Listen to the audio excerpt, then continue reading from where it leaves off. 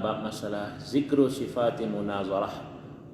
Hadzal alim iza ihtaja ila munazarah, menyebutkan sifat perdebatan orang alim apabila dibutuhkan kepada perdebatan. Secara umum, yang namanya berdebat itu kesannya negatif, tidak diinginkan. Tapi dalam kondisi tertentu, perdebatan itu dibutuhkan.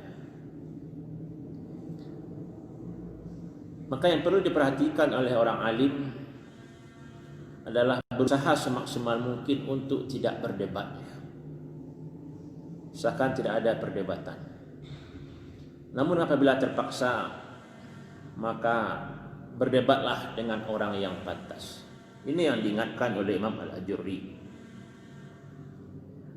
Jangan sampai orang alim itu berdebat dengan orang-orang yang mengikut hawa nafsu atau orang-orang yang bodoh. Dia berdebatlah dengan orang-orang yang pantas, sehingga dengan perdebatan itu lihat hujah siapa yang kuat. Karena berdebat itu berarti mempertahankan pendapat masing-masing yang berbeda. Maka hendaknya kita berdebat dengan orang-orang yang berilmu, dengan orang-orang yang pantas. Min sifatil alim al-aqil alla yujalisa ahlal ahwa wa la yujadiluhum. Di antara sifat orang alim yang berakal itu, mereka tidak duduk dengan ahli ahwa dan tidak pula berdebat dengan orang-orang yang hanya mengikuti hawa nafsunya. Ini yang perlu dihindari. Dan dalam hadis Rasulullah sallallahu alaihi wasallam sabda, "Man tarakal mira wa huwa shadiqun banallahu lahu baitan fi wasatil jannah." Siapa yang meninggalkan perdebatan sedangkan dia berada dengan kebenaran, Allah akan membangunkan untuknya rumah di tengah surga. Ini salah satu hadis yang mendorong kita untuk meninggalkan yang namanya perdebatan.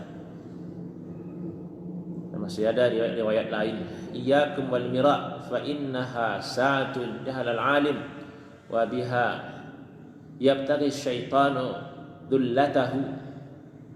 Jauhilah berdebat, karena perdebatan itu adalah waktu bodohnya orang alim, dan disitulah syaitan itu ingin menggelincirkan, menjatuhkan orang yang alim. Dan ada kutipan dari Hasan, "Ma ra'ayna faqihan yumari." Kami tidak pernah melihat seorang faqih yang berdebat. Dan masih ada riwayat lain yang kesimpulannya secara umum menjauhi perdebatan semaksimal mungkin. Karena perdebatan itu seringkali melahirkan perpecahan, ya, merusak hubungan, keharmonisan, ya, dalam ukhuwah.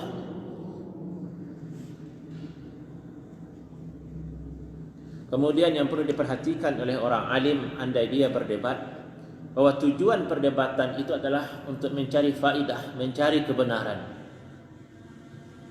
Bukan tujuannya menampakkan kita lebih berilmu, orang ilmunya kurang, atau orang bodoh, orang salah. Tapi tujuannya berdebat itu adalah mencari kebenaran, menyampaikan nasihat kepada orang lain, dan menampakkan apa kebenaran yang dia yakini berdasarkan ilmu-ilmu yang dia pahami. Ini yang perlu diingat dalam perdebatan.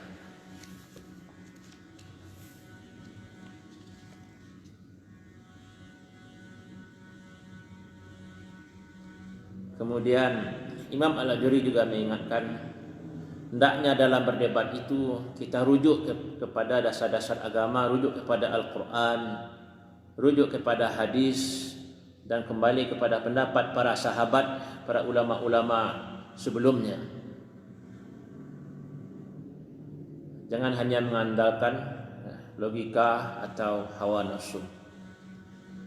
Ya, semoga Allah Subhanahu wa taala membanyakkan ulama-ulama seperti ini, dan semoga Allah menjadikan ilmunya bermanfaat dan menghiasinya dengan kesantunan.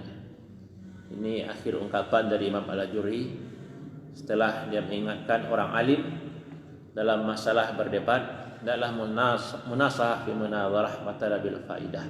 semata-mata perdebatan itu adalah memberikan nasihat dan mencari manfaat, mencari ilmu dari lawan debat atau dari orang lain.